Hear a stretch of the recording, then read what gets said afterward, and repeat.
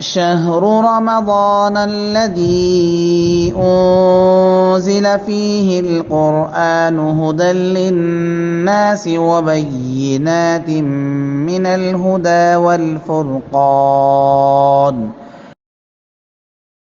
إن الحمد لله نحمده ونستعينه ونستغفره ونعوذ بالله من شرور أنفسنا ومن سيئات أعمالنا من يهده الله فلا مضل له ومن يضلل فلا هادي له وأشهد أن لا إله إلا الله وحده لا شريك له وأشهد أن محمدا عبده ورسوله يا أيها الذين آمنوا اتقوا الله حق تقاته ولا تموتن إلا وأنتم مسلمون يا أيها الناس اتقوا ربكم الذي خلقكم من نفس واحدة وخلق منها زوجها وبث منهما رجالا كثيرا ونساء واتقوا الله الذي تساءلون به والأرحام إن الله كان عليكم رقيبا يا أيها الذين آمنوا اتقوا الله وقولوا قولا سديدا يصلح لكم أعمالكم ويغفر لكم ذنوبكم ومن يطع الله ورسوله فقد فاز فوزا عظيما أما بعد فإن خير الحديث كتاب الله وخير الهدي هدي محمد صلى الله عليه وسلم وشر الأمور محدثاتها وكل محدثة بدعة وكل بدعة ضلالة وكل ضلالة في النار. محترم بھائیوں اور معزز خواتین، آج اس آخری عشرے کی چوتھی تاخرات ہے. یہ 27ویں شب ہے اور بعض صحابہ کی یہ رائے رہتی تھی اس زمانے میں کہ اس رات کو لیلۃ القدر کی حیثیت سے دیکھتے تھے. بعض صحابہ کی یہ رائے تھی، ورنہ اللہ کے رسول صلی اللہ علیہ وسلم کے زمانے میں 21 یعنی 21 اس رات کو بھی شب قدر ہوئی، یعنی شب قدر کی جو علامتیں ذکر کی تھی آپ نے وہ علامت اس دن بھی ظاہر ہوئی ہے، اور 23 کو بھی شب قدر کی علامت ظاہر ہوئی ہے پیارے نبی صلی اللہ علیہ وسلم کے زمانے میں. اسی لیے محدثین اس بات کے قائل رہے ہیں کہ یہ کوئی خاص یا کوئی مخصوص رات نہیں ہے.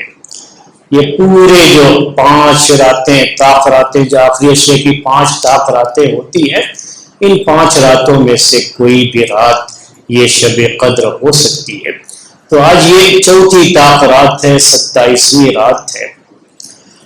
آج آپ کے سامنے جو درس ہے قرآن کا ہی درس یہ ہوتا ہے، کیونکہ چاہے وہ قرآن کی تلاوت ہو، قرآن کا درس ہو، یہ ساری چیزیں اس لیلۃ القدر سے جڑی ہوئی ہے. اسی لیے کوشش اس میں عام تقریر کی نہیں ہوتی ہے، یہ قرآن کا ہی درس ہوتا ہے.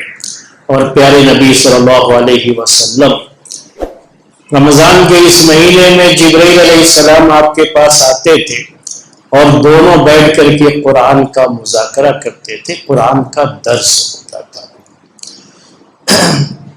اس کے بارے میں اللہ کے رسول صلی اللہ علیہ وسلم کی جو حدیث ہے وہ یہ ہے کہ جبرائیل علیہ السلام آتے تھے فَكَانَ يَتَدَارَسُهُ الْقُرْآنِ، پورا قرآن جو کہ نازل ہو چکا ہوتا تھا وہ اللہ کے رسول صلی اللہ علیہ وسلم کے ساتھ بیٹھ کر کے اس کا مدارسہ کرتے تھے. تو ایک ہوتا ہے پڑھنا اور ایک ہوتا ہے دراسہ کرنا. دراسہ کرنے میں وہ بیٹھ کر کے قرآن کو سمجھنے کی جو بات ہوتی ہے وہ اس کے اندر آتی ہے. اس طریقے سے پیارے نبی صلی اللہ علیہ وسلم اور جبرائیل علیہ السلام یہ دونوں قرآن کا مذاکرہ کیا کرتے تھے.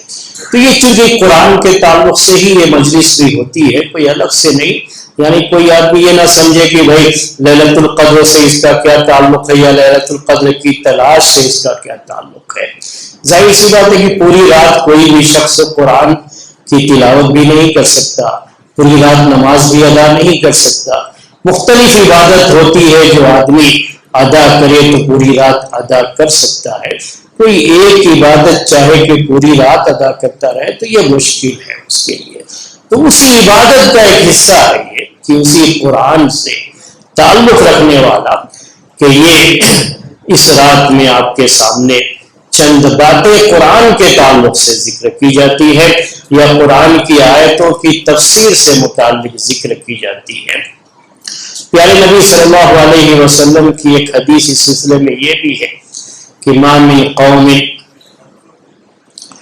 یجلس فی بیت من بیوت اللہ، کہ کوئی بھی قوم جو اللہ کے گھروں میں سے کسی گھر میں بیٹھے، اللہ کے گھر سے مراد مسجد ہے، جیسے مسجد میں آپ بیٹھے ہوئے، تو مسجد میں کوئی بھی قوم جب بیٹھتی ہے، یتلون کتاب اللہ، وہ اللہ کی کتاب کی تلاوت کرے، پھر اس کے بعد تلاوت کے بعد ذکر اس میں وَيَتَدَارَسُونَهُ فِيمَا بَيْنَهُمْ، اور اللہ کی اس کتاب کو آپس میں بیٹھ کر کے سمجھنے کی کوشش کرتے ہیں۔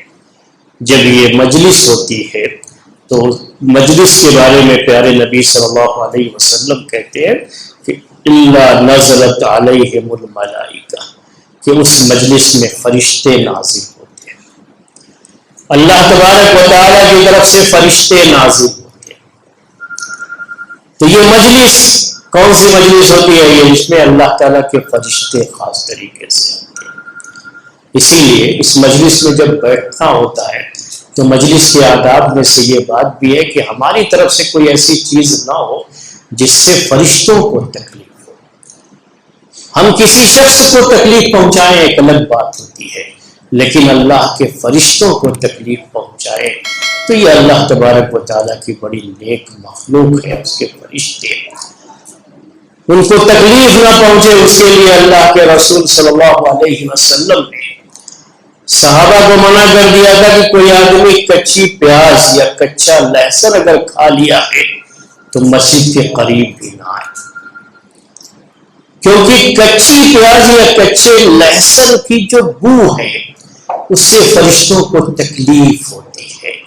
حالانکہ کوئی بہت زیادہ، آپ جانتے ہیں، آپ بھی کچی پیاز یا کچا لہسن کبھی کھائے ہو تو کچی پیاز خاص طریقے سے سلاد وغیرہ میں یوز کر لیتے ہیں، لیکن بہت زیادہ بو نہیں ہوتی، ایسی بو نہیں ہوتی جس سے ہم لوگوں کو کوئی بہت زیادہ پریشانی ہو۔ لیکن پیارے نبی صلی اللہ علیہ وسلم نے کہا کہ فرشتوں کو اس سے تکلیف ہوتی ہے، اور مسجد میں اللہ کے فرشتے ہوتے ہیں تو اللہ کے فرشتوں کو تکلیف ہوگی، اس لیے کہا مسجد سے باہر رہیں۔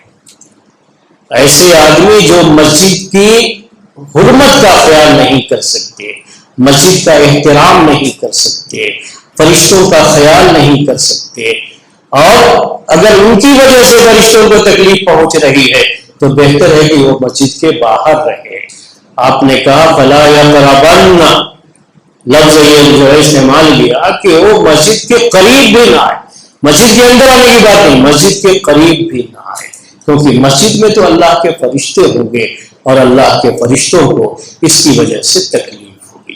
تو یہ مجلس ہے، میں نے آپ سے کہا کہ اس مجلس میں اللہ کے فرشتے آتے ہیں، اللہ کے فرشتے نازل ہوتے ہیں، اور فرشتے چونکہ یہاں موجود ہوتے ہیں، ہمارے درمیان ہوتے ہیں، اور فرشتے ان کو کوئی بھی چیز تکلیف پہنچائے پیارے نبی صلی اللہ علیہ وسلم اس سے سختی سے روکا کرتے تھے۔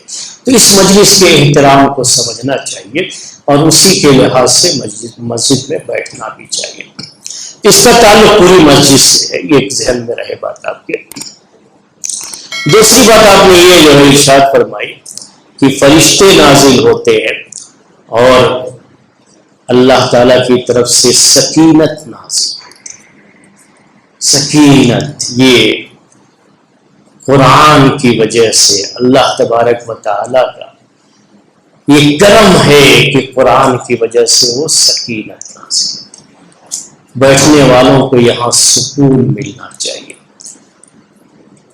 بیٹھے ہیں تو ایک طرح کا سکون ملنا چاہیے۔ اگر کسی کو یہ سکون نہیں مل رہا ہے تو پھر اس کو اپنے بارے میں سوچنا چاہیے کہ آخر میرے اندر ایسی کیا کمی ہے کہ جس مجلس میں اللہ کے فرشتے نازل ہوتے ہیں اور اللہ تعالیٰ کی طرف سے سکینت نازل ہوتی ہے لیکن میں اس سے محروم ہوں۔ مجھے میرے اندر ایسا کیا معاملہ ہے کہ مجھے اس سے محرومی ہے، جو میں اس سکینت سے جو ہے۔ اس کے بعد تیسری چیز کہی وغشیتہم الرحمہ، اور اللہ کی رحمت ڈھانپے رہتی ہے۔ جتنی دیر تک آپ یہاں بیٹھیں گے اللہ کی رحمت کے سائے میں ہوں گے۔ کون ہے اللہ کا نیک بندہ جو واقعی اللہ کا نیک بندہ ہوگا اور تقویٰ ہوگا اس کے اندر، وہ اس رحمت سے اپنے آپ کو دور کرنا چاہیے گا؟ کون ہے جو یہ چاہے گا کہ اللہ کی رحمت اس کو نہ پہنچے اور اس مجلس سے وہ اپنے آپ کو دور کرنا چاہے گا، الگ کرنا چاہے گا، جس مجلس کے بارے میں پیارے نبی صلی اللہ علیہ وسلم نے کہا کہ اللہ کی رحمت نازل ہوتی ہے، رحمت ڈھانپ لیتی ہے۔ پھر چوتھی بات کہی اور یہ سب سے اہم بات ہے، وَذَكَرَهُمُ اللَّهُ فِي مَنْ عِندَهُ، اللہ تعالیٰ انہیں یاد کرتا ہے۔ آپ یہاں بیٹھے ہیں میرے بھائیوں، اس یقین اور اس ایمان کے ساتھ بیٹھیے کہ اللہ تعالیٰ آپ کا ذکر اپنے فرشتوں میں کر رہا ہے۔ یہ اہمیت ہے، آپ کی اپنی اہمیت کو سمجھنا چاہیے، اپنی پوزیشن کو جاننا چاہیے، اپنے مقام اور مرتبے کو پہچاننا چاہیے۔ آپ کا اتنا بڑا مقام، اتنا اونچا مقام کہ آپ کا ذکر کہاں ہو رہا ہے؟ فرشتوں میں ہو رہا ہے۔ اللہ تعالیٰ اپنے فرشتوں میں اپنے ان نیک بندوں کا تذکرہ کرتا ہے جو نیک بندے اللہ کی کتاب کے نام سے اکٹھا ہوتے ہیں، جمع ہوتے ہیں اور اللہ کی کتاب کو سمجھنے اور سمجھانے کی کوشش کرتے ہیں۔ اس کے تعلق سے جب کوئی بات ہوتی ہے تو اس بات کو وہ نوٹ کرتے ہیں۔ تو اللہ تبارک و تعالیٰ کے یہاں ایسی مجلس کی بڑی فضیلت اور ایسے لوگ جو اس مجلس میں بیٹھے ہیں، فرشتوں میں میرے بھائیوں ان کا ذکر ہو، اور ذکر کرنے والا کو رب العالمین، ہم سب کا رب، کہیں تھوڑا سا کبھی کبھی معلوم ہو جاتا ہے، ہم لوگ پڑھنے پڑھانے کے فیلڈ سے تعلق رکھتے ہیں، تو کوئی بچہ، پڑھنے والا بچہ، جب اس کو یہ پتہ لگتا ہے کہ میرے استاد نے میری غیر موجودگی میں میری بڑی تعریف کی، دوسرے اسٹوڈنٹ کے سامنے تعریف کی، تو بڑا خوش ہوتا ہے کہ کتنا جو ہے استاد نے اس کو اہمیت دی۔ استاد کیا ہے؟ معمولی انسان میرے بھائی۔ یہاں معاملہ یہ ہے کہ اللہ تعالیٰ جو سب کا خالق ہے، سب کا مالک ہے، جنت و جہنم کا وہ مالک ہے، حساب کے دن کا وہ مالک ہے، اور جس کی ایک رحمت ہو جائے تو سارے گناہ ایک طرف، اور اس کی ایک رحمت سے وہ انسانوں کو جنت میں داخل کرتے، تو اس کی رحمت اور وہ ذکر کرتا ہے اپنے فرشتوں میں، اپنے ان نیک بندوں کا جو نیک بندے اللہ کی کتاب کے حوالے سے اکٹھا ہوتے ہیں، بیٹھتے ہیں۔ تو یہ اس مجلس کی اہمیت ہے، اس کو آپ ذہن میں رکھیے۔ اس کے بعد میں سورہ حجرات کے تعلق سے آج آپ کے سامنے پیش کرتا ہوں۔ سورہ حجرات، یہ اللہ تبارک و تعالیٰ نے سورہ حجرات میں سماج اور سوسائٹی کے بہت سے احکام ذکر کیے۔ ایک مسلمان کیسے زندگی بسر کرتا ہے اس کو لے کر کے بہت سی باتیں ذکر کی۔ کچھ موٹی موٹی باتیں آپ کے سامنے پیش کرنے کی کوشش کروں گا۔ دوسری بات یہ ہے کہ مفسرین، ان کے یہاں کچھ اصطلاح پائی جاتی ہے، یعنی ٹرمینالوجی جسے ہم آج کی زبان میں کہتے ہیں، عربی میں اسے اصطلاح کہتے ہیں، کہ سورہ حجرات سے لے کر کے سورہ نازعات تک اس کو ان کی زبان میں طوال مفصل کہا جاتا ہے۔ طوال مفصل، قرآن کو جو الگ الگ جو سمجھنے کے لیے اس کی تقسیم کی گئی ہے، تو سورہ حجرات سے لے کر کے سورہ نازعات جو تیسرے پارے کی سورہ ہے، تو یہاں سے سورہ نازعات تک اس کو طوال مفصل کہا جاتا ہے۔ سورہ نازعات کے بعد سورہ عبس و تولی، یہ اس سورہ سے لے کر کے سورہ شمس تک اس کو اوساط مفصل کہا جاتا ہے، اور اس کے بعد سورہ ضحیٰ سے لے کر کے سورہ ناس تک، یعنی آخری قرآن تک، اسے قصار مفصل کہا جاتا ہے۔ یہ تقسیم کی ہے۔ کس لحاظ سے یہ تقسیم کی ہے کہ پیارے نبی صلی اللہ علیہ وسلم کی ایک سنت رہی، ایک طریقہ رہا ہے کہ آپ فجر کی نماز میں طوال مفصل کی صورتیں پڑھا کرتے تھے، یعنی سورہ حجرات سے لے کر کے سورہ نازعات تک یہ جو صورتیں ہیں اسے آپ فجر کی نماز میں پڑھا کرتے تھے۔ فجر کی نماز میں پڑھنے کا مطلب یہ نہیں کہ روز پڑھ رہے ہیں، مطلب اس کا یہ ہوتا تھا کہ اکثر آپ انہیں میں سے کوئی نہ کوئی سورت پڑھتے تھے، کبھی کسی دن کوئی اور سورت بھی پڑھ لیا تو وہ بھی ہے، لیکن اکثر ایسے ہی ہوتا تھا۔ ظہر اور عشاء کی نماز میں پیارے نبی صلی اللہ علیہ وسلم اوساط مفصل کی صورتیں پڑھا کرتے تھے۔ میں نے کہا آپ سے کہ اوساط مفصل یہ سورہ عبس و تولی وہاں سے لے کر کے سورہ شمس تک، اس کو اللہ کے رسول صلی اللہ علیہ وسلم ظہر اور عشاء کی نماز میں پڑھا کرتے تھے، اور اس کے بعد سورہ ضحیٰ سے لے کر کے سورہ ناس تک یہ چھوٹی چھوٹی جو صورتیں ہیں آخر میں، ان کو مغرب کی نماز میں پڑھا کرتے تھے۔ کبھی ایسا بھی ہوا ہے کہ آپ نے کوئی لمبی سورت بھی پڑھ لی ہو اس میں، لیکن عام طریقے سے آپ کا معمول یہی ہوتا تھا، اور اسی لحاظ سے یہ اصطلاحیں بنائی گئی ہے کہ اس کی مناسبت سے وہ صورتیں ان نمازوں میں پڑھنے کا اہتمام کرنا چاہیے۔ اب آپ کے سامنے میں سورہ حجرات کی شروعات جو ہوتی ہے وہ بیان کر رہا ہوں۔ شروع میں ہی اللہ تبارک و تعالیٰ نے ذکر کیا مومنین کو مخاطب کر کے کہ لا تقدموا بین یدی اللہ ورسولہ، کہ ایمان والو اللہ اور اس کے رسول سے آگے مت بڑھو۔ لا تقدموا بین یدی اللہ ورسولہ، پہلا درس ہے سورہ حجرات کا، یہ ہم سب کے لیے درس ہے میرے بھائی۔ اس کے بارے میں یہ کہا جاتا ہے کہ جو ہے جب بھی اللہ تبارک و تعالی قرآن میں یہ کہتا ہے یا ایھا الذین آمنوا، یا ایھا الذین آمنوا، تو اس کا مطلب کیا ہے کہ اے وہ لوگوں جو ایمان لائے، ہم سب مومن ہیں اللہ کے فضل و کرم سے۔ تو اللہ تعالیٰ ہم سب سے یہ بات کہہ رہا ہے۔ تھوڑی دیر کے لیے آدمی سوچے کہ اس کا رب اس سے ہم کلام ہے، اس کا رب اس سے کہہ رہا ہے، اس سے بات کر رہا ہے۔ یہ ہے قرآن کی جب تلاوت کرتے ہیں نا تو یہ سوچ کر کے تلاوت کی، دیکھیے اس میں کتنی لذت ملتی ہے۔ اس کے بعد اس کو سنیے تو یہ سوچ کر کے سنیے یا ایھا الذین آمنوا آیا، اس کا مطلب یہ ہے کہ اللہ تعالیٰ مجھ سے کہہ رہا ہے، کچھ ہم سے ہی کچھ کہہ رہا ہے۔ کیا کہہ رہا ہے ہم سے؟ لا تقدموا بین یدی اللہ ورسولہ، اللہ اور اس کے رسول کے آگے مت بڑھو، اللہ اور اس کے رسول کو آگے رہنے دو، آپ اس کے پیچھے رہو۔ ایمان کا تقاضا میرے بھائیوں یہ ہے کہ ہمیں اللہ اور اس کے رسول کے احکام کی پابندی کرنی ہوتی ہے، ہم کو اس کو فالو کرنا ہوتا ہے۔ جو آدمی فالو کرتا ہے وہ پیچھے رہتا ہے، اور جس کو فالو کیا جاتا ہے وہ آگے رہتا ہے۔ تو کہا اللہ اور اس کے رسول کو اپنے آگے رہنے دو، تو اللہ اور اس کے رسول اس کے سامنے کہاں رہیں گے؟ وہ تو کوئی وہاں رہتے نہیں ہے۔ مطلب کیا ہوا کہ اللہ اور اس کے رسول کے جو احکام ہیں، اس کی طرف سے جو ہدایات ہے، جو بھی گائیڈ لائن ہے، اسے آگے رکھو اور پیچھے پیچھے آپ چلتے ہیں، اسی کو آپ فالو کریں۔ میں نے کبھی درس میں ذکر کیا تھا اس کے تعلق سے کہ اگر اس کو آپ کو سمجھنا ہے تو یوں سمجھ لیجئے پورے قرآن کے تعلق سے کہ آج آپ کہیں کسی بھی مقام پر آپ کو جانا ہوتا ہے تو آپ کہتے ہیں ذرا لوکیشن بھیج دیجئے، اسی لوکیشن کو فالو کرتے ہوئے آپ پہنچتے ہیں۔ میرے بھائیوں یہ قرآن اللہ تعالیٰ نے جنت کا لوکیشن ہمارے لیے بھیج دیا، یہ اصل میں جنت کا لوکیشن ہے ہمارے لیے۔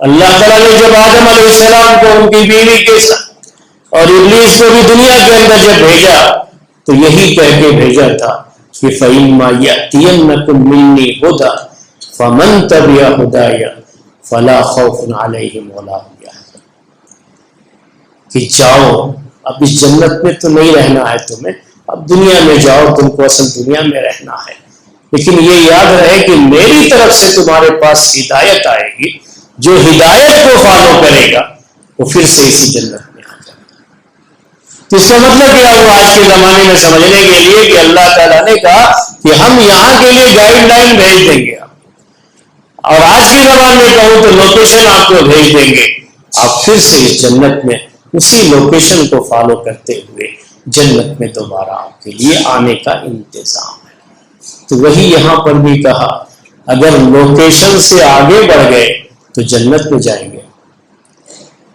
کیسے جنت میں جائیں گے؟ لوکیشن کو فالو کرنا پڑے گا۔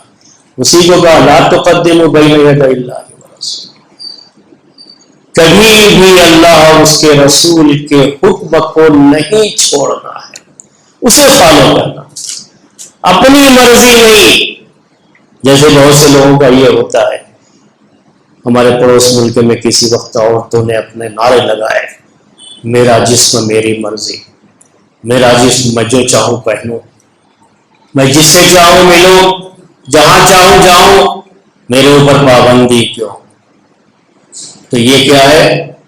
غلط۔ اب کیا ہو گئے؟ اللہ اور اس کے رسول سے آگے اپنے آپ کو کر رہے ہیں، جبکہ حکم یہ ہے کہ اللہ اور اس کے رسول کو فالو کرو، اپنی مرضی نہیں ہے، اپنی مرضی سے نہیں چلنا ہے کہیں بھی، یہاں چلنا ہے اس لوکیشن کے مطابق جس لوکیشن کو اللہ تعالیٰ نے بھیجا ہے۔ اپنی مرضی سے جائیں گے تو پھر جنت میں نہیں پہنچیں گے، اپنی مرضی سے جو لوکیشن ملے گا جانے کے لیے وہ جہنم کو جاتا ہے، سیدھا راستہ وہ جہنم کو جاتا ہے، اور وہ راستہ جو اللہ اور اس کے رسول کی اطاعت کا ہے وہ سیدھا جنت کو جاتا ہے۔ تو کہا لا تقدموا بین یدی اللہ، یہ پہلا جو ہے پہلی ہدایت ہے۔ دوسری ہدایت اس کے بعد کہی، یہ کہا کہ اپنی آواز کو رسول کی آواز سے اونچی نہیں کرنا، لا ترفعوا اصواتکم فوق صوت النبی۔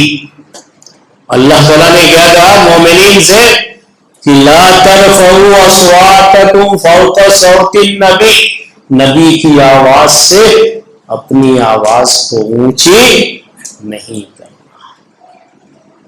اللہ کے رسول صلی اللہ علیہ وسلم کے زمانے میں تو یہ ہوتا تھا کہ آپ کی آواز ہے، آپ موجود ہیں، کسی کی آواز آپ کی آواز سے اونچی نہ ہو۔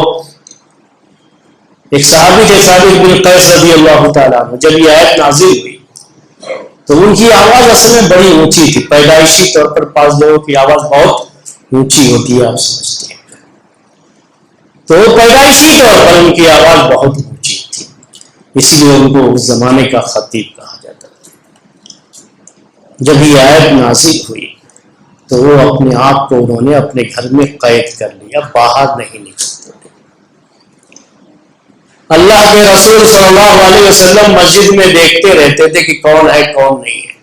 ایک ذمہ داری ہوتی ہے دیکھنے کی، کیونکہ آپ حاکم تھے، ذمہ دار تھے، تو ایک ذمہ دار کو دیکھنا پڑتا ہے کہ کیا ہو رہا ہے کیا نہیں۔ تو آپ دیکھ رہے تھے تو ثابت بن قیس رضی اللہ تعالیٰ عنہ نظر نہیں آ رہے تھے، تو آپ نے پوچھا صحابہ سے کہ وہ کہاں ہیں؟ میں کئی جو ہے نمازوں سے دیکھ رہا ہوں کہ وہ نہیں ہے۔ تو ان کے پڑوسی نے کہا اللہ کے رسول صلی اللہ علیہ وسلم میں معلوم کر کے آتا ہوں، میرے پڑوس میں رہتے ہیں، کہ کیا بات ہے، کیا ان کی طبیعت خراب ہو گئی، کیا معاملہ ہو گیا؟ گئے پوچھے تو کہا قرآن میں اللہ تعالیٰ نے نازل کر دیا ہے یہ سورہ حجرات، اور اس میں یہ کہا ہے کہ تمہاری آواز اللہ کے رسول صلی اللہ علیہ وسلم کی آواز سے اونچی نہیں ہونا چاہیے، اگر اونچی ہو گئی تمہارے سارے عمل برباد ہو جائیں گے۔ ہاں مجھے تو ڈر ہے کہ میرے سارے عمل برباد ہو جائیں گے، کیونکہ میری آواز تو اونچی ہے اللہ کے رسول، یعنی بہت جو ہے نیچی آواز بھی کرے تب بھی پیدائشی طور پر ان کی آواز بہت اونچی تھی۔ اللہ کے رسول صلی اللہ علیہ وسلم سے آ کر کے ان کے پڑوسی نے بیان کیا کہ اللہ کے رسول اس آیت کے نازل ہونے کی وجہ سے ہی وہ گھر میں بیٹھ گئے ہیں کہ کہیں آپ سے ملاقات نہ ہو جائے اور ان کی آواز آپ کی آواز سے اونچی تو پھر ان کے سارے عمل برباد ہو جائیں گے۔ آپ نے کہا جاؤ بلا کے لاؤ، ان کا کوئی عمل برباد نہیں، یہ ان کے لیے نہیں۔ اس کا مطلب یہ نہیں ہے کہ آپ کی آواز اللہ کے رسول صلی اللہ علیہ وسلم کی آواز سے اونچی نہ ہو تو آپ کو پر موقع کوئی بھی تھرمامیٹر لے کر کے ناپے کہ آپ کی آواز کتنی ہے، میری آواز کتنی ہے. ظاہر سی بات ہے کہ اسلام اس طرح کی چیزوں کا قائل نہیں ہے، نہ اس طرح کی چیزیں جو اسلام دیکھتا ہے. اس کا مطلب یہ ہے کہ اللہ کے رسول صلی اللہ علیہ وسلم کا جو فرمان ہے، آپ کا جو حکم ہے، اس حکم کے آگے کوئی شخص اپنا حکم نہیں چلا سکتا، کسی کی مرضی یہاں نہیں چل سکتی. آپ کے حکم کو سب کے حکم سے اوپر رہنا ہے، وہ ہے جو. اس لیے آج بھی وہ حکم ہے. ابھی تو اللہ کے رسول صلی اللہ علیہ وسلم نہیں ہے ہمارے درمیان، لیکن آپ کی سنتیں موجود ہیں، پیارے نبی صلی اللہ علیہ وسلم کے فرمودات موجود ہیں، آپ کی احادیث موجود ہیں، آپ کی سنتیں موجود ہیں، آپ کی زندگی گزارنے کا پورا طریقہ ہمارے سامنے موجود ہے. اللہ کے رسول صلی اللہ علیہ وسلم کی ہدایت سے بڑھ کر کے دنیا میں کوئی ہدایت نہیں ہو سکتی. اگر کسی نے ہدایت چھوڑ کر کے اپنی چلانی چاہیے تو کیا ہو گیا یہ کہ وہ اپنی آواز کو اللہ کے رسول صلی اللہ علیہ وسلم کی آواز پر اونچی کر رہا ہے. حالانکہ صحابہ کرام اس کا بھی خیال کرتے تھے. پیارے نبی صلی اللہ علیہ وسلم کی مسجد نبوی، کسی صحابی نے اگر، عام لوگوں کی بات چھوڑیے، صحابی نے اگر کوئی آواز، تھوڑی آواز بھی کر دی اس کے اندر تو صحابہ بہت غصہ ہو جاتے تھے، کیونکہ وہیں پر اللہ کے رسول صلی اللہ علیہ وسلم کو دفن کیا گیا. آپ جانتے ہیں اما عائشہ رضی اللہ تعالی عنہا کا جو کمرہ تھا جہاں آپ کی وفات ہوئی، تو اسی کمرے میں ہی آپ کی قبر بھی ہے، اور یہ مسجد سے ملا ہوا. ابھی تو مسجد کے اندر ہی ہے، اس وقت تو مسجد کے اندر نہیں تھا، لیکن مسجد سے بالکل جو ہے جڑا ہوا. عمر رضی اللہ تعالیٰ عنہ، صحیح بخاری کی حدیث ہے، ایک مرتبہ دو صحابی مسجد نبوی میں تھوڑا بات کر رہے تھے تو ان کی آواز اونچی ہو گئی، بہت زور سے نہیں، بس آواز تھوڑی اونچی ہو گئی.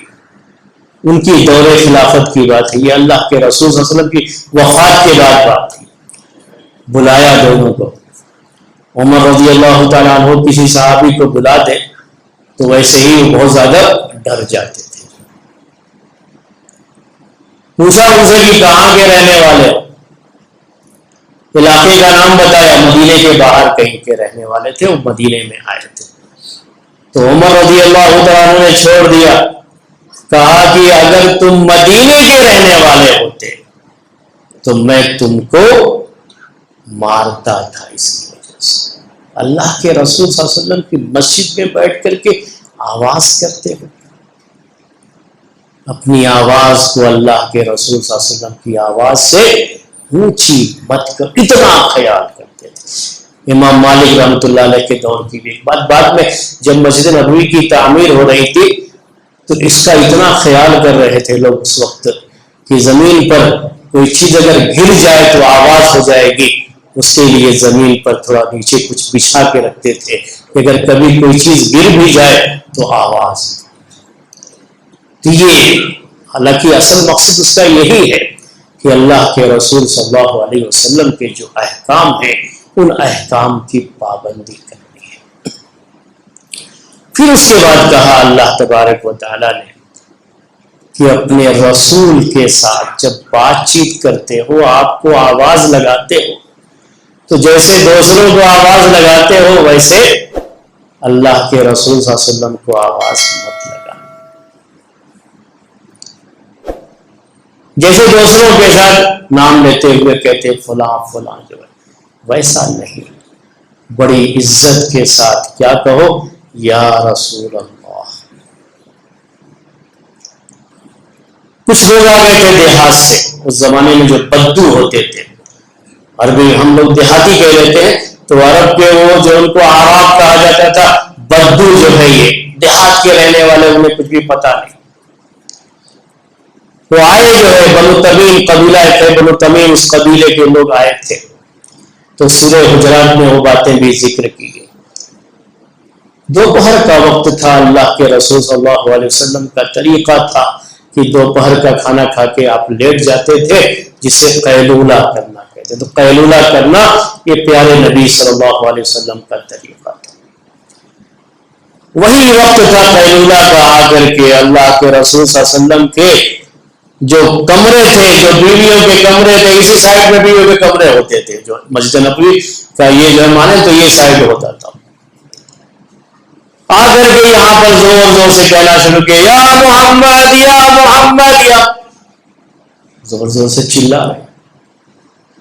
اللہ تبارک و تعالیٰ نے اس سورہ کے اندر یہ بات بھی نازل فرمائی اور کہا کہ اپنے رسول کو ایسے آواز مت لگایا، احترام ہونا چاہیے. ان کی عزت ہے، ان کا مقام ہے. انہیں یا محمد نہیں کہو، یا رسول اللہ، اللہ کے رسول. وہ بھی اس طرح سے، اس طرح کے وقت میں جب آرام فرما رہے ہو آواز ویسے بھی نہیں لگانا چاہیے. لیکن یہاں مسئلہ کیا تھا؟ اس عزت اور اس احترام کا. اسی لیے عورتیں جو یہ بات سن رہی ہیں ان سے ہم یہ کریں. آج کل ہماری بہنوں کا بھی بڑا مسئلہ ہو گیا ہے، سب کا یہ مسئلہ ہو گیا ہے، بچوں کا بھی یہ مسئلہ ہو گیا کہ اب ان کے جو والد ہیں بچوں کے، وہ کیا ہے؟ دوست. یہ دوستوں کی سنی سنائی بات جو ہے، اپنے باپ کو کیا مانتے ہیں؟ میرے دوست ہیں. باپ بھی بڑے فخر سے، نہیں میرے بچے میرے ساتھ، ہم لوگ بالکل دوست کی طرح سے. باپ بیٹے کا رشتہ جو ہے نا، دوستی کا رشتہ نہیں ہے. یہ غلط چیزیں ڈالی گئی ہیں ذہن. جہاں دوستی کا رشتہ ہوتا ہے تو وہاں کیا چل رہا ہے گھر میں معلوم کیجیے. یورپین کنٹریز میں، ویسٹرن کنٹریز میں، ان کے یہاں یہ دوستی ہوئی تو برابر جو ہے باپ کا نام بھی لیتا ہے، اور کبھی موقع آیا تو باپ کو تماشا بھی لگا دیتا ہے، جیسے دوست کے ساتھ ہوتا ہے. مذاق بھی کرتا ہے، روٹ بھی جاتے ہیں اور باپ کو لے جا کر کے اولڈ ایج ہوم میں ڈال بھی دیتا ہے، کیونکہ دوستوں میں تو چلتا ہے. احترام نہیں ہوتا. یہ احترام کا رشتہ ہے، یہ دوستی کا رشتہ نہیں. کون سا رشتہ ہے؟ یہ احترام کا رشتہ ہے. ایک بیوی کو اپنے شوہر کا احترام کرنا ہوتا ہے، اپنے شوہر کا نام لے کر کے. کسی زمانے میں یہ ہوا کرتا تھا کہ بیویاں شوہروں کا نام نہیں لیتی تھی. وہ ہمارے یہاں کی تہذیب تھی، یہ انڈین کلچر تھا کہ نام لے لیا تو نکاح ٹوٹ جائے گا. وہ بھی غلط تھا. نام لے سکتے ہیں لیکن وہ نام لینے کے بجائے ان کو ان کے لقب سے پکارا جائے، ان کے مرتبے کو سامنے رکھا جائے، اور اس کے لیے ایک ایسا لفظ جو کہ اس پہ احترام جھلکتا ہو، اس احترام کے ساتھ. بیٹا باپ کا نام لے تو کیا اچھا لگتا ہے؟ بیٹا کیا کہے گا؟ کبھی نام لے کر کے پکار لے بیٹا تو آپ کو احساس ہوگا کہ کیا ہے اس وقت. جب بیٹا کہتا ہے ابو، امی، تو ایک شخص کا دل یہ چاہتا ہے کہ اپنی اولاد کی زبان سے کیا لفظ سنے؟ ابو سنے. اپنا نام نہیں سننا چاہتا. بیوی بھی اپنے شوہر کے لیے جب کہے تو میرے سرتاج، وہ کیا ہے؟ وہ جب ایک بیوی اپنے شوہر کو اپنے سر کا تاج بناتی ہے، اپنا بادشاہ بناتی ہے، تو رانی بن کے رہتی ہے. کیونکہ بادشاہ کی بیوی کیا کہلاتی ہے؟ رانی کہلاتی. تب وہ رانی بنے گی میرے بھائی.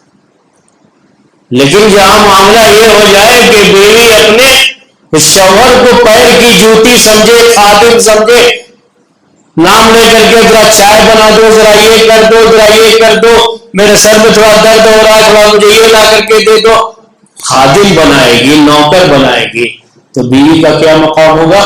نوکرانی کا. کیونکہ نوکر کی نوکرانی ہوتی ہے، رانی نہیں. تو یہ اپنا مقام خود سمجھنا چاہیے.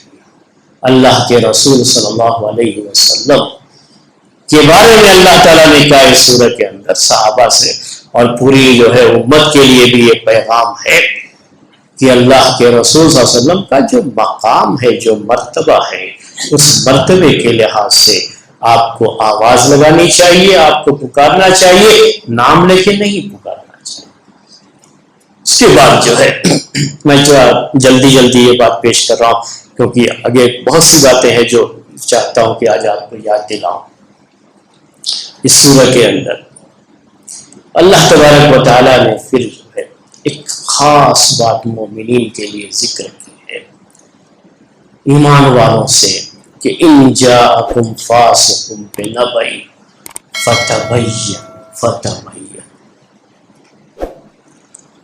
کہ ایمان والوں اگر کوئی فاسق خبر لے کر کے آئے تمہارے پاس تو پہلے اس کی تحقیق کر لو کہ خبر صحیح ہے یا نہیں۔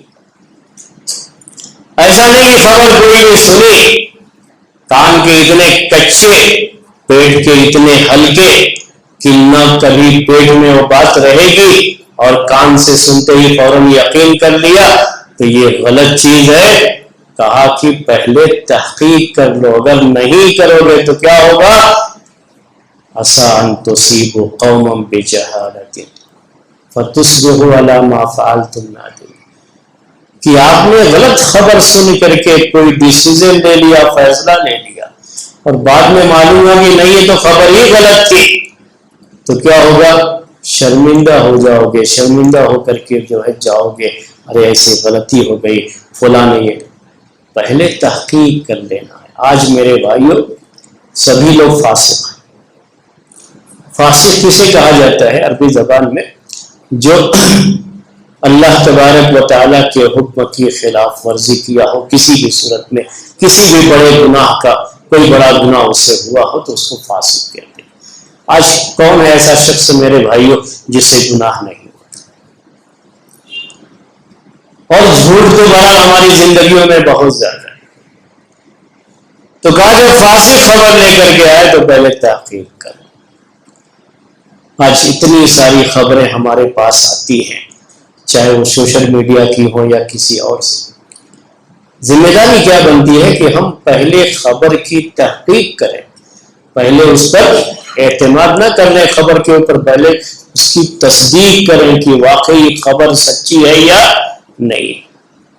گھر کے ماحول میں کیا ہوتا ہے؟ کبھی کسی نے آ کر کے کہہ دیا بیوی سے تمہارے شوہر کو میں نے فلاں جگہ پہ دیکھا تھا، باپ سے کہہ دیا کسی نے کہ آپ تمہارے بیٹے کو تو میں نے فلاں جگہ پر دیکھا تھا، یا فلاں کام کرتے ہوئے دیکھا، یا فلاں چیز۔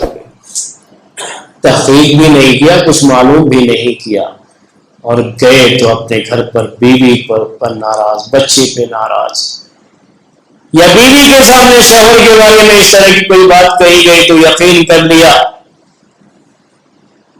اس کے بعد کیا ہوا؟ الگ بھی ہو گئے، بعد میں معلوم نہیں ہو تو خبر جھوٹی تھی۔ تو ندامت کسے ہوگی، شرمندگی کسے ہوگی اس میں؟ تو خبروں پر اتنی جلدی یقین نہیں کرنا چاہیے۔ خبریں جھوٹی بھی ہوتی ہیں، کبھی آنکھوں کا دیکھا بھی غلط ہوتا ہے، یہ بھی کہا جاتا ہے۔ کبھی کہتے ہیں آنکھوں کی دیکھی، اس پر بڑا یقین کہ میں نے خود اپنی آنکھوں سے۔ بعض مرتبہ چیزیں جو نظر آتی ہیں حقیقت میں وہ ہوتی نہیں ہے، کچھ اور چیز ہے، ہم کو دور سے کچھ اور نظر آیا اور ہم نے کچھ اور سمجھ لیا، تو اس کو کبھی بھی فوری طور پر یقین کر کے کسی سے بدظن نہیں ہو جانا چاہیے۔ اس کی تحقیق بہت ضروری ہے، یہ بھی ایک بہت اصولی بات ہے۔ میں اگر اس کو بیان کرنا شروع کروں گا نا تو پورا وقت ہمارا اسی میں چلا جائے گا۔ میں چاہ رہا ہوں کہ جو بھی موٹی موٹی باتیں ہیں سب آپ کے سامنے پیش کروں۔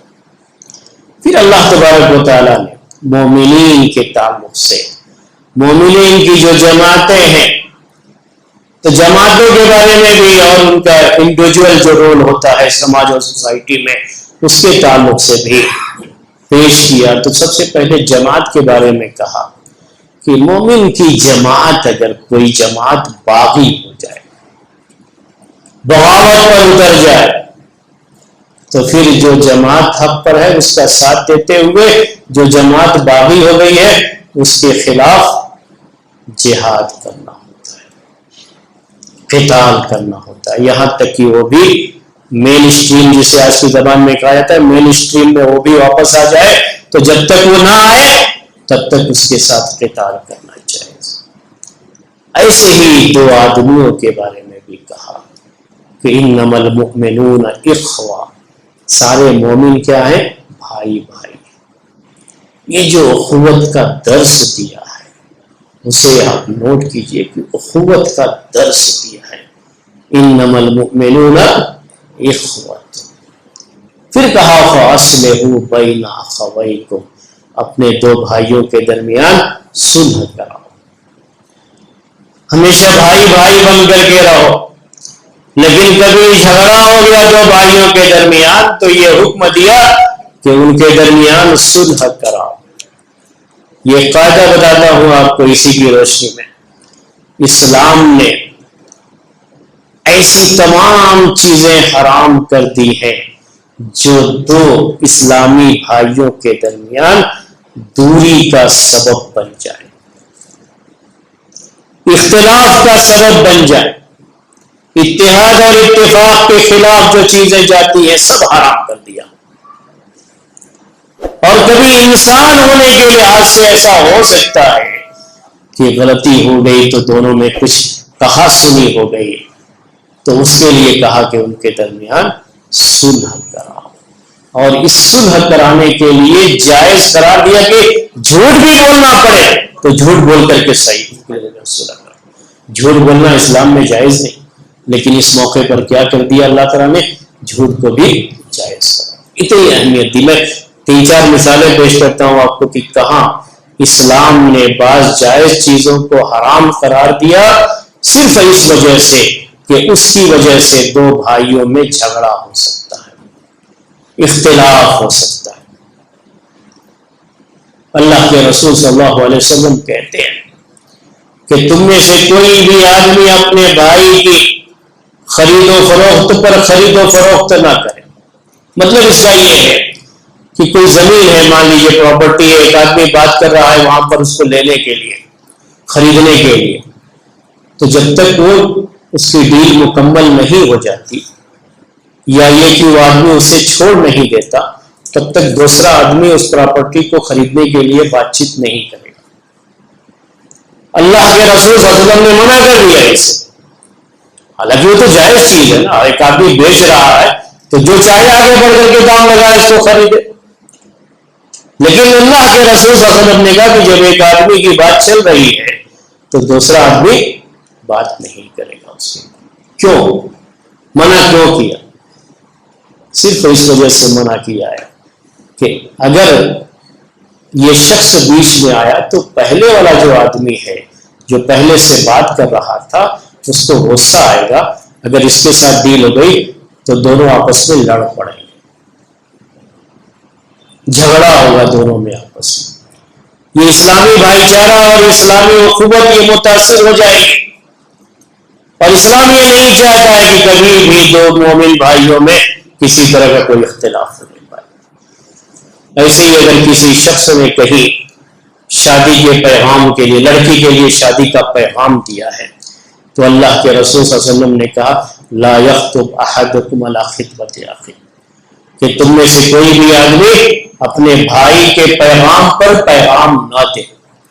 یعنی جب ایک نے پیغام دے دیا ہے، معلوم ہے کہ وہاں اس کی بات چیت چل رہی ہے، تو دوسرے کے لیے جائز نہیں کہ وہ پیغام۔ کیوں منع کیا؟ تو اچھا ہے نا کہ لڑکی کے والد کے سامنے بہت سارے آپشن کھلے رہیں گے، لڑکی کے سامنے آپشن کھلے رہیں گے تو وہ آسانی سے جس کو چاہیے اختیار کریں گے۔ لیکن اللہ کے رسول صلی اللہ علیہ وسلم نے منع کر دیا۔ کیوں؟ کہ پہلے سے اگر بات چیت کسی کی چل رہی ہے، دوسرے نے کہہ دیا، دوسرا اگر اس سے بہتر ہے، تو میں نے آپ سے کہا یہ آپشن کھلا ہوا ہے، تو کیا کرے گا لڑکی کا باپ یا لڑکی؟ دوسرے کو اختیار کر لیں گے، اس کو ریجیکٹ کر دیں گے۔ اگر اس کی طرف سے نہ آتا یہ پرپوزل تو بہت ممکن تھا کہ اس کے ساتھ ہی نکاح یا اس کے ساتھ ہی شادی کی بات ہو جاتی۔ تو اب یہ آدمی کیا کہے گا دوسرے والے سے؟ تمہارے بیچ میں آنے کی وجہ سے میرا رشتہ یہاں پر نہیں، یہ آپس میں لڑیں گے۔ اللہ کے رسول صلی اللہ علیہ وسلم نے منع کر دیا اس سے۔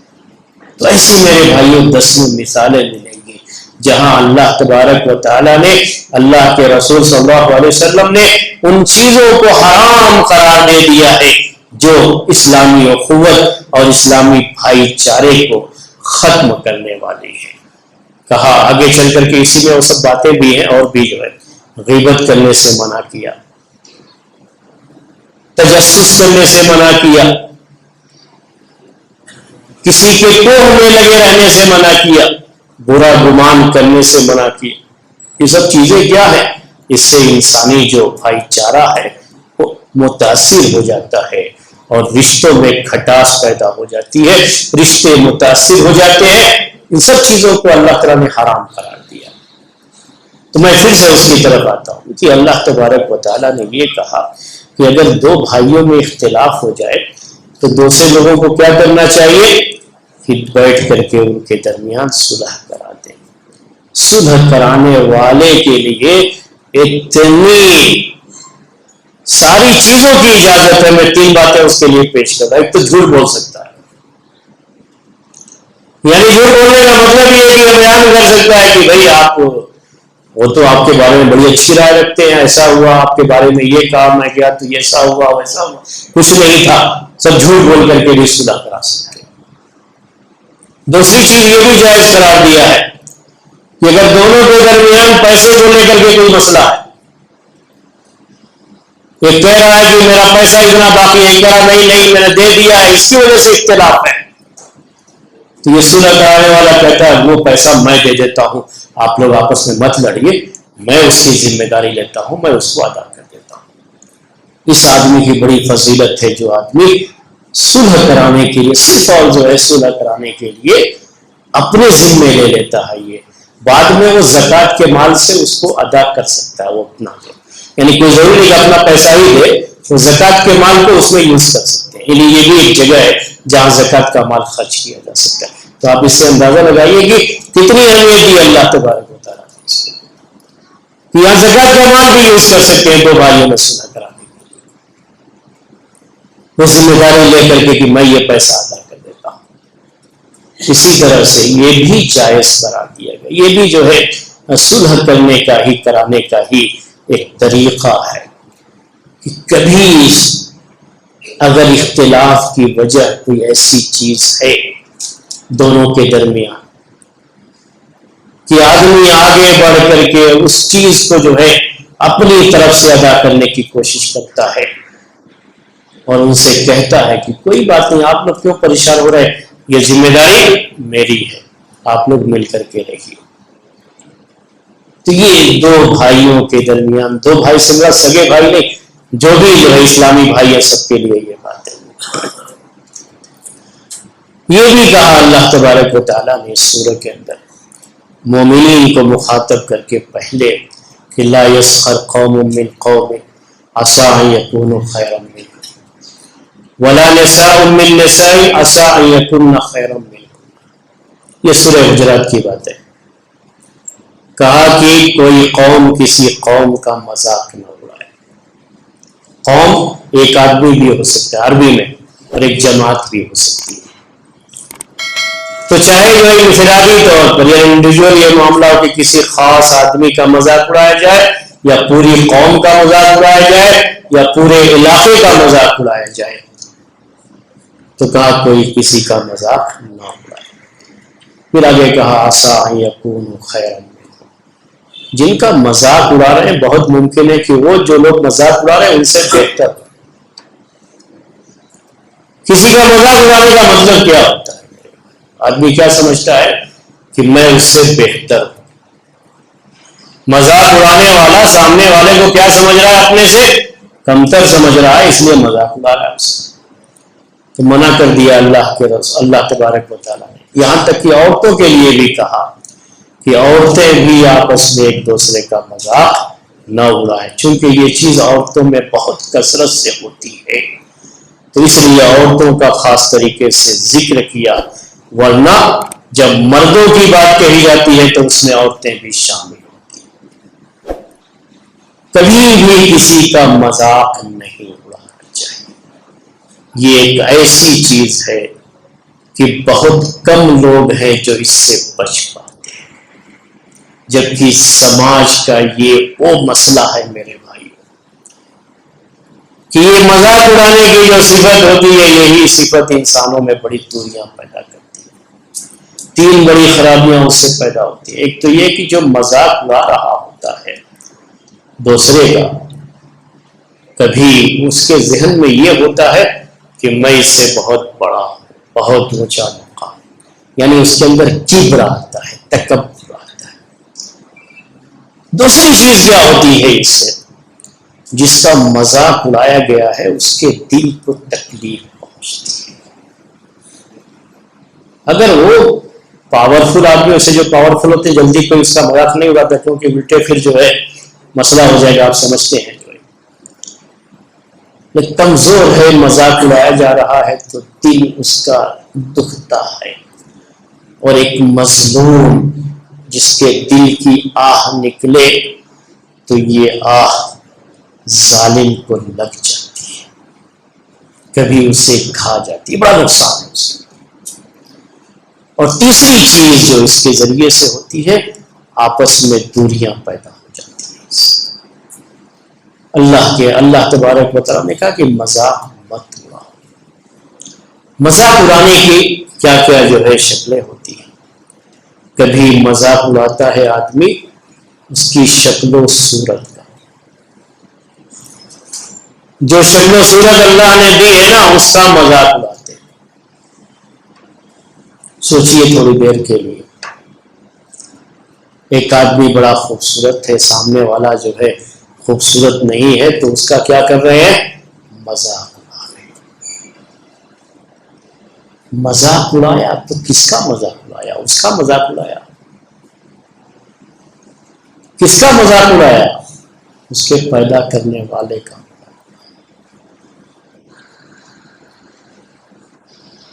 مذاق اڑانے والا جس کا مذاق اڑا رہا ہے اس کا مذاق نہیں اڑا رہا ہے، وہ تو اس کے پیدا کرنے والے کا مذاق اڑا رہا ہے. کیونکہ اس کو اگر کالا بنایا ہے تو اس نے بنایا، اگر آنکھ کے اندر کچھ کمی ہے تو بھی اس نے پیدا کیا، اگر لنگڑا ہے تو اس نے بنایا ہے، لولا ہے تو اس نے بنایا ہے. اگر کہیں چہرہ جو ہے یا اس کا قد بہت چھوٹا ہے تو یہ بنانے والا کون ہے؟ اس نے خود نہیں اپنے لیے یہ لیا. اتنے بچے ہیں، یہ پوچھیے کوئی اس میں سے چاہتا ہے کہ میں چھوٹے قد کا رہوں؟ دنیا میں کوئی آدمی چاہتا ہے؟ لیکن اللہ تعالیٰ جس کو جیسا بنائے گا ویسا رہے گا. تو مذاق اڑانا اصل میں کیا ہے؟ اللہ تعالیٰ کی اس خلقت کا مذاق. اور اللہ تعالیٰ کو یہ چیز اسی لیے سخت ناپسند ہے. ہر چیز اللہ تعالیٰ برداشت کرے گا لیکن اس کو نہیں، شرک کو نہیں، یہ چیز نہیں. ایک مرتبہ اما عائشہ رضی اللہ تعالیٰ عنہا، یہ مذاق اڑانا کبھی سامنے بھی آدمی مذاق اڑاتا ہے، کبھی پیٹھ پیچھے بھی اڑاتا ہے، دونوں شکلیں ہوتی ہیں. وقت ہو رہا ہے اس لیے میں چاہ رہا ہوں تھوڑا جلدی میں یہ بات آپ کے سامنے پیش کروں. ایک مرتبہ اما عائشہ رضی اللہ تعالیٰ عنہا اللہ کے رسول صلی اللہ علیہ وسلم کے ساتھ تھی.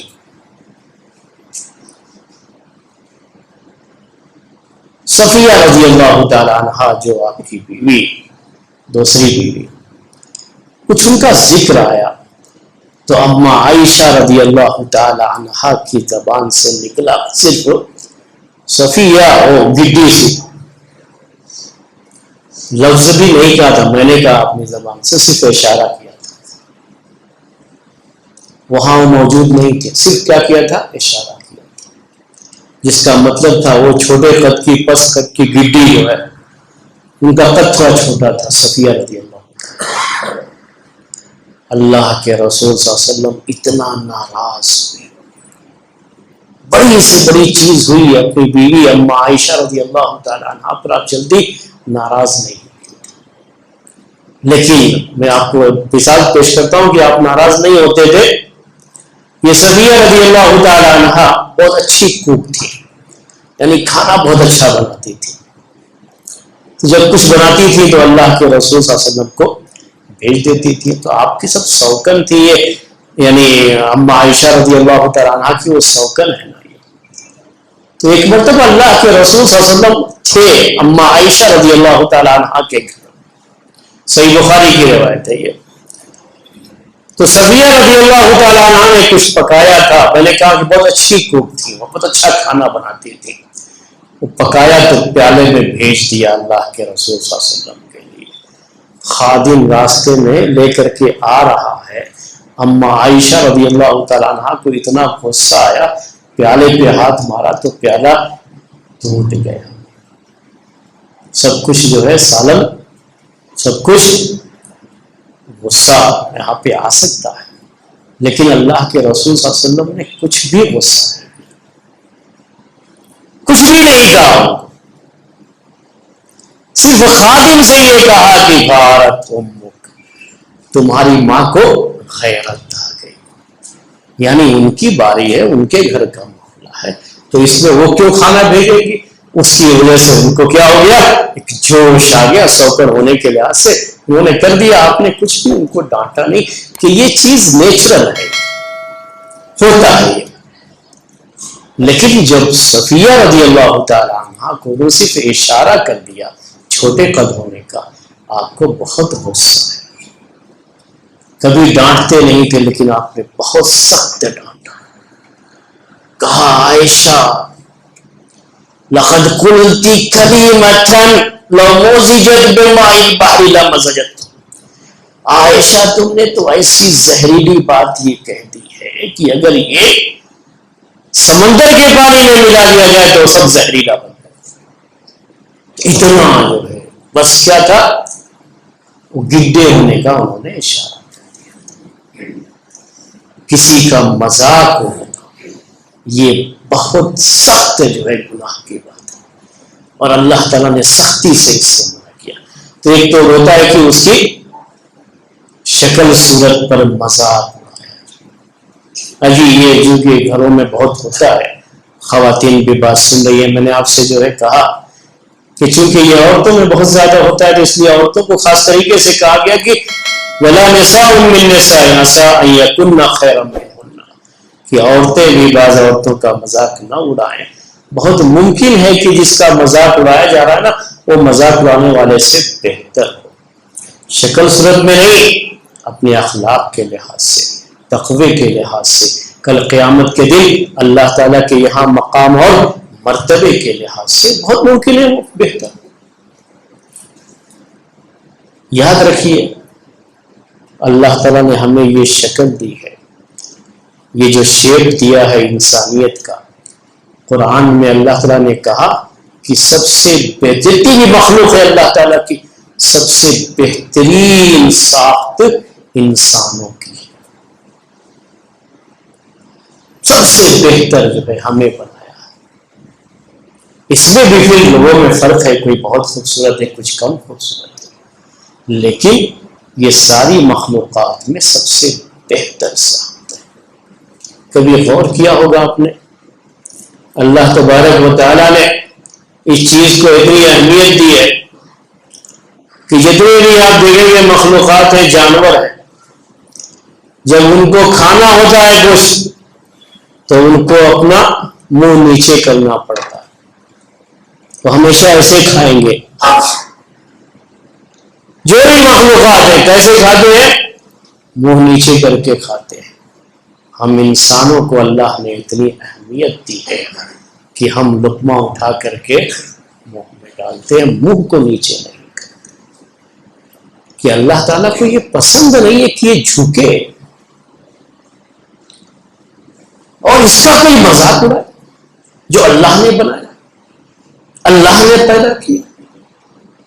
کبھی ہوتا ہے شادی وغیرہ کے معاملے میں جاتے ہیں دیکھنے کے لیے، لڑکیوں سے پوچھئے جن لڑکیوں کو بار بار دکھایا گیا اور دیکھنے والے ایسے ہی جو ہے منہ پر ہی بول دیتے ہیں قد چھوٹا ہے تو رنگ ایسا ہے، ان کے جو ہے دلوں پر کیا گزرتی ہے.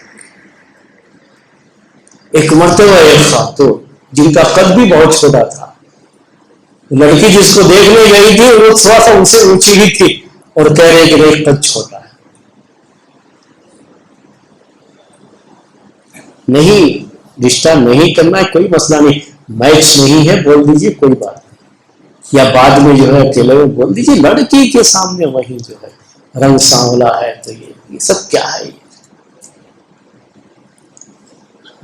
کوئی جو ہے اللہ تعالیٰ نے جیسا جس کو بنایا ہے کوئی مذاق نہ اڑائیے گا۔ ایک مرتبہ ہمارے اس ملک کے ہی ایک بہت ہی بزرگ عالم دین،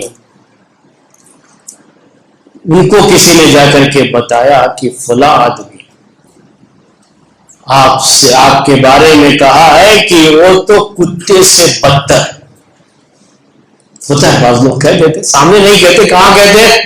پیٹ پیچھے۔ میں نے کہا یہ مذاق اڑانا پیٹ پیچھے بھی ہو سکتا ہے، سامنے بھی ہو سکتا ہے۔ تو ایسے لوگوں کا مذاق کوئی اڑاتا ہے تو پیٹ پیچھے ہی اڑاتا ہے، کیونکہ سامنے کہنے کی ہمت نہیں ہوتی۔ کہہ دیا کہ جو ہے وہ کتے سے بھی بدتر ہے۔ بعض لوگوں کو ہوتا ہے کبھی کسی معاملے میں کچھ کہہ دیا ہوگا، نصیحت کر دیا ہوگا تو دل میں لوگ غصے میں رہتے ہیں اس کی وجہ سے۔ اس کے بعد اس شخص نے جا کر جسے سنا تھا اسے جا کے پہنچا دیا، ویسے نہیں پہنچانا چاہیے لیکن اسے اسے پہنچا دیا۔ مقصد اس کا یہ تھا کہ ان سے کہا کہ آپ اس کا جواب دیجیے، بتائیے یہ آپ کی عزت کا مسئلہ ہے کہ آپ کے بارے میں کوئی شخص اس طرح سے تبصرہ کرے، بات کرے تو یہ اچھی بات نہیں ہے، آپ کی عزت کا سوال ہے۔ انہوں نے کہا کہ میں کیسے بتاؤں کہ اس کی یہ بات صحیح ہے یا غلط ہے، یہ بات تو قیامت کے دن معلوم ہوگی۔ اس کو نوٹ کیجئے کہ جواب کیا ہے، یہ بات کس دن معلوم ہوگی؟ قیامت کے دن معلوم۔ کیسے قیامت کے دن معلوم ہوگی؟ کہا اگر میرے اعمال اچھے ہوئے اور قیامت کے دن حساب و کتاب میرا ہوا اور میرا نامہ اعمال میرے سیدھے ہاتھ میں ملا، یعنی مجھے جنت کا ٹکٹ ملا، تب تو ٹھیک ہے، میں کتے سے بہتر۔ اور یہ مجھے کب معلوم ہوگا؟ قیامت کے دن۔ لیکن اگر میرے اعمال اچھے نہیں ہوئے اور میرا نامہ اعمال بائیں ہاتھ میں ملا تو میں کیا ہوں پھر؟ کتے سے بدتر۔ تو صحیح کہا اس نے، تو اسی میں معلوم ہوگا کہ کون افضل ہے کون افضل نہیں ہے۔ کیونکہ کتا پھر بھی جانور ہے، اس کا تو کوئی حساب کتاب نہیں نا، حساب کتاب نہیں ہوگا اس کو تو جہنم میں نہیں جانا ہے۔ یہ تو انسان جس کو جہنم میں جانا پڑ جائے میرے بھائیوں، تو پھر تو وہ حیوان سے بھی بدتر ہے۔ تو یہی کہا اس نے، تو مجھے خود پتا نہیں ہے کہ کل قیامت کے دن میرا کیا حال ہوگا، تو میں کیوں اس کا جواب دینے چاہوں؟ جو اس نے کہا اس کی بات ہے، اور کون کیسا ہے وہ تو قیامت کے دن پتا چلے گا۔ تو میرے بھائیوں، اسی لیے کسی کا مذاق نہیں اڑانا چاہیے کہ یہ پتا نہیں ہے کہ کون قیامت کے دن کیسا ہوگا۔ آفس میں جھاڑو لگانے والا، پین کہہ لیجیے آج کے دوران میں چپراسی، اور ایک جو آفیسر ہے اس آفس میں بیٹھا ہوا، دنیا میں تو یہ آفیسر اس کو حکم دیتا ہے یہ کرو یہ کرو، لیکن وہ آفیسر کرپٹ ہے، اور یہ سویپر جو ہے جھاڑو لگانے والا بڑا امانت دار ہے، تو کون بہتر ہے؟ وہ سویپر بہتر ہے۔ کل قیامت کے دن یہ جنت میں ہوگا اور وہ کہیں پتہ نہیں اس کا کیا انجام ہوگا، وہ اللہ بہتر جانتا ہے۔ تو اسی لیے کہا کوئی کسی کا مذاق مت اڑاؤ، نہیں پتا ہے کہ کون کس سے بہتر ہے، کوئی نہیں جانتا۔ اور بھی اس سلسلے میں صحیح بخاری کی کچھ روایتیں تھیں لیکن وقت ہو گیا، تو میں بات کو یہیں پر ختم کرتا ہوں۔ سبحانک اللہم و بحمدک اشہد ان لا الہ الا انت استغفرک و اتوب